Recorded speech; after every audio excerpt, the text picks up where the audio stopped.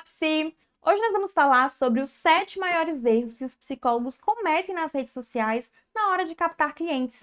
E esses erros muitas vezes não só minam ali as possibilidades dos psis, mas também fazem com que eles acreditem que o Instagram não funciona, que as redes sociais não dão certo para captar clientes e eles acabam desistindo.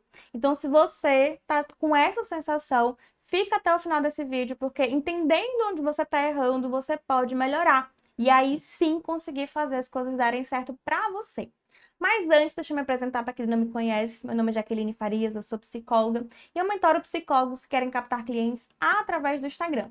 Além da mentoria, eu tenho a comunidade Inspiradamente, um espaço assim maravilhoso para quem quer vencer o bloqueio criativo e conquistar os melhores clientes. Você pode conhecer um pouco mais sobre a comunidade no link que está embaixo desse vídeo. Então vamos lá aos nossos 7 erros. O primeiro erro é você ter uma linguagem muito técnica, tipo um artigo científico. Na faculdade a gente aprende a escrever de uma forma mais técnica mesmo, mais prolixa, difícil. E isso faz sentido dentro do mundo acadêmico. Mas quando você vem para as redes sociais, você está entrando em um outro universo. Você está entrando ali no mundo das conversas, do dia a dia, onde as pessoas elas querem se conectar, elas querem uma linguagem mais fácil, elas querem algo mais mastigado. E se você traz muitos termos técnicos, se você fala de uma forma ali que ela tenha dificuldade de compreender o que você está dizendo, ela vai se afastar. Ah, Jaque, mas eu acho que se eu falar de uma forma mais técnica, as pessoas vão me respeitar mais, elas vão acreditar que eu sou autoridade, que eu entendo muito dos assuntos que eu trago. Pode até ser que elas acreditem que você estuda muito, que você entende muito, mas não necessariamente elas vão ter vontade de fazer terapia com você. Porque elas precisam se imaginar ali no setting terapêutico contigo, conversando de uma forma que vocês dois se entendam. E se ela não entende o que você está dizendo nas redes sociais, ela vai supor que vai ser difícil de entender também no consultório. Então, não adianta você ser visto como autoridade, mas não ser visto como uma opção de psicólogo para ser contratado, né? Então, é muito melhor você simplificar essa sua linguagem. Ah, Jaque, mas eu não posso usar nenhum termo técnico, às vezes eu quero nomear um transtorno, um sintoma, alguma coisa assim. E sim, às vezes é necessário a gente utilizar, né? Então, se eu vou, por exemplo, falar de bruxismo, talvez seja interessante eu falar o nome. Se eu falar de burnout, falar o nome. Mas eu vou lá e eu explico o que é isso, né? O que exatamente eu tô querendo dizer quando eu uso essa palavra. O que aquilo engloba, né?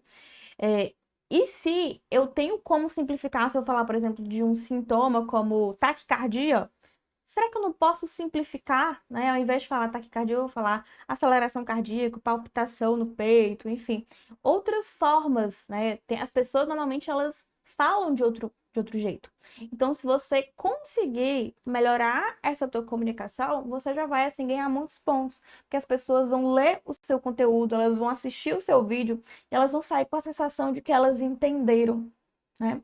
E isso é maravilhoso, porque elas vão conectar contigo, elas vão se imaginar na terapia com você e você vai conseguir cumprir o seu objetivo ali, que é gerar consciência sobre os problemas que elas estão vivenciando, né? E as possibilidades que a terapia vai ter ali para elas. E para quem tem dificuldade de simplificar a comunicação, já que eu não consigo, você pode, por exemplo, pedir para a IA te ajudar. O ChatGPT, o Gemini, o Claude, enfim, tem várias opções hoje no mercado onde você coloca ali a sua legenda, o seu roteiro, e você diz para a IA assim, olha, eu preciso simplificar essa comunicação aqui para que até uma criança de 8 anos consiga entender.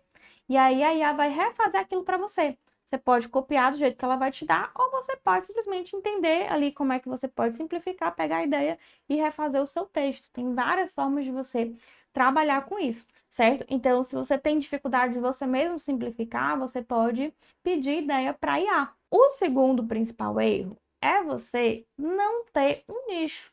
Muitos psicólogos, até por uma questão de dificuldade de escolher, né, ou achar que estão perdendo oportunidades, se nicharem, né, eles acabam optando por falar sobre tudo.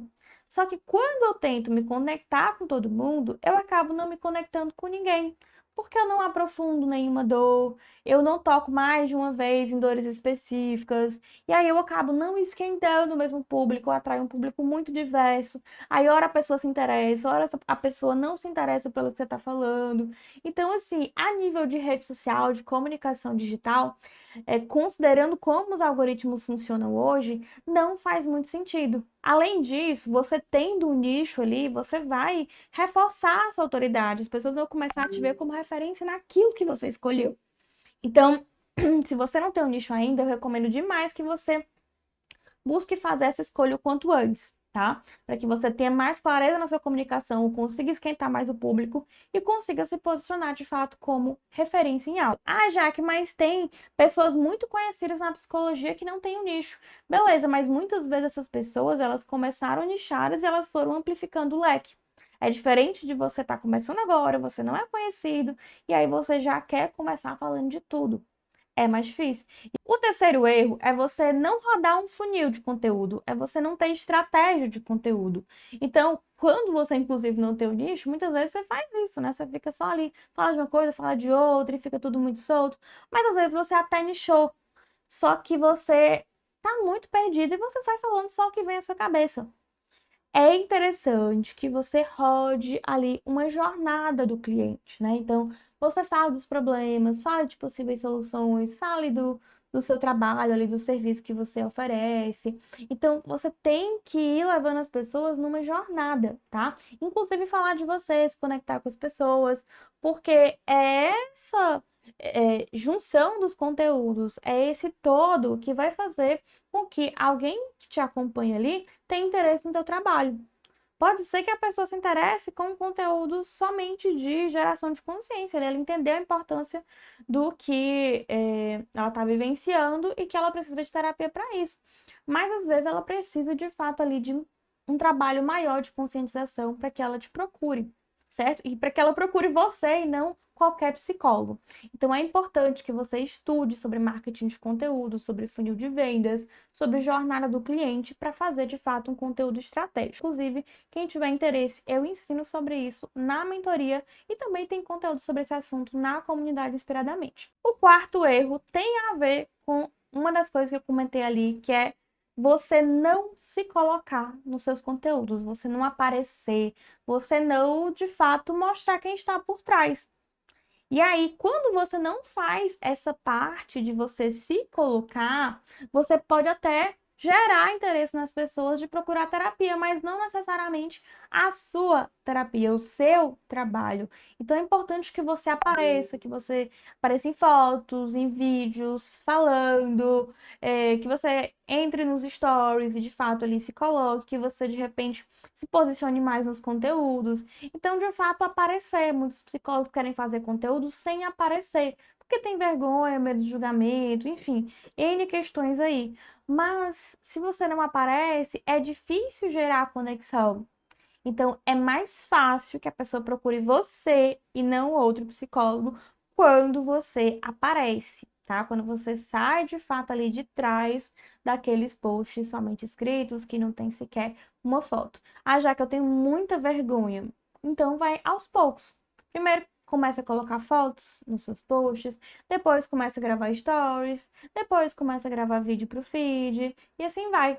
Fazer uma live, né? Então tem também uma jornada de evolução, não precisa fazer tudo de uma vez. Amanhã você nunca apareceu e amanhã abriu uma live, né? Então vai aos pouquinhos. O quinto erro é você ter um conteúdo desnecessariamente longo. Porque se eu posso explicar algo rápido e eu fico enchendo linguiça, eu fico dando voltas, isso acaba deixando a pessoa impaciente. Nas redes sociais, é necessário que a gente tenha uma linguagem mais direta. A gente vá de fato ali direto na dor, direto no que a pessoa está precisando, direto na orientação, que a gente não fique ali divagando e esticando muito a baladeira, certo? Principalmente em vídeo. Se você fizer um vídeo muito longo, pode ser que o Instagram não entregue direito, que as pessoas saiam no meio do vídeo, isso acaba atrapalhando a retenção, enfim, não é tão interessante, certo? Então, no Instagram, nas redes sociais de forma geral, o ideal é um conteúdo mais curto, tá? Se for aqui no YouTube, dá para fazer um conteúdo maior, mas ainda assim é interessante que não tenha enrolação, que você vá direto ao ponto. Por exemplo, nesse post de hoje, eu me apresentei para vocês, eu comentei sobre a comunidade, mas eu fui o mais rápida que eu pude nisso. Eu não fiquei, né, enrolando para poder trazer o conteúdo. Então, faça isso, vá direto ao ponto. Ah, Jaque, mas o Instagram tá aumentando a quantidade de minutos dos vídeos, dos Reels, aumentou também a quantidade de páginas dos carrosséis. Isso não quer dizer que a gente agora pode falar mais? Isso quer dizer que se você precisar se estender um pouco mais, você pode. Mas se você puder ser mais sucinta, será melhor, tá?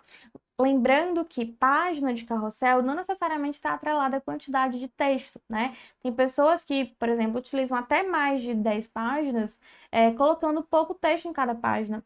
Mas tem pessoas que, mesmo com menos de 10, elas colocam muito texto em cada página. Então, às vezes, é melhor você espaçar, né, esses textos, colocar menos em cada página e fazer mais páginas do que você entupir de texto. Mas tudo depende. Depende do quão você consegue atrair atenção para aquele conteúdo, do quão as pessoas querem, né, ter aquelas orientações, do quanto você está sendo sucinto ali, mesmo que tenha que falar mais, certo? Mas o importante é você tentar mastigar e resumir o máximo possível. O sexto erro é você fazer uma legenda muito pobre, muito curta, que não agrega valor para as pessoas. Ah, Jaque, mas você acabou de falar que eu tenho que ser sucinta, que eu tenho que resumir. Sim, mas muitas vezes o que é que eu vejo? Às vezes o psicólogo faz uma arte com um título só, e aí a legenda é 3, 4 linhas. O que é que você consegue dizer, agregar para as pessoas em 3, 4 linhas de conteúdo? Porque o título ele é só para atrair, ele não entregou ainda o conteúdo em si. Então, se você faz uma página única com o título, a tua legenda tem que ser grande. Você pode aproveitar o máximo ali das legendas, né? O máximo de caracteres. Agora, o que eu recomendo? Não faz uns blocões de texto. Você pode fazer parágrafos mais curtos, colocar ali um espaço entre um parágrafo e outro. Isso vai ajudar o texto a ficar mais fluido. Agora, realmente não é encher linguiça, é você ir direto ao ponto, só que você vai de fato agregar valor. Você vai rodar a jornada do cliente, você vai ser mais detalhado ali no que a pessoa precisa compreender. Então, não faça legendas muito curtas, muito pobres. A única exceção é quando você faz um carrossel que já tem muito conteúdo, já tem muitas páginas, muito texto, ou você faz um vídeo também que é mais longo, que você já entregou o que precisava. Aí sim, você pode fazer uma legenda mais curtinha, só contextualizando ali o post e finalizando com a chamada para ação, certo? Mas, via de regra ali, você vai fazer uma legenda maior. E o sétimo e último erro é você não fazer uma chamada para ação no final dos seus conteúdos. Então, quando você terminar ali, você pode pedir para as pessoas salvarem, para as pessoas enviarem para um amigo, para elas comentarem, ou para, sei lá, visitar o link da sua bio.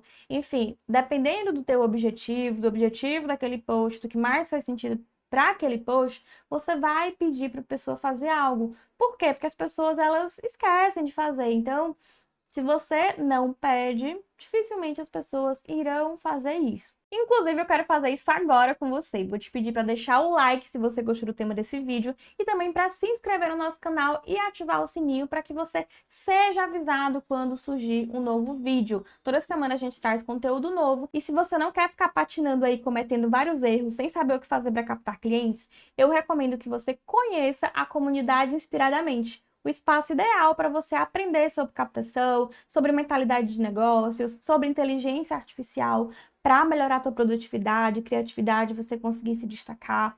E também para que você tenha ideias de conteúdo, porque lá eu vou fazer uma curadoria toda semana para você, te trazendo os principais temas em altas, pautas quentes, os conteúdos de atualidades, para você fazer um conteúdo mais antenado. Vou te dar ideias de conteúdo escrito, de conteúdos em vídeo, para que você de fato destrave, você consiga captar clientes com as redes sociais. Além disso, você vai ter um network ali de milhões, podendo se conectar com outros psicólogos, receber indicações, fazer parcerias, enfim, é só coisa boa, tá? Então clica no link que tá embaixo desse vídeo para conhecer mais e até a próxima!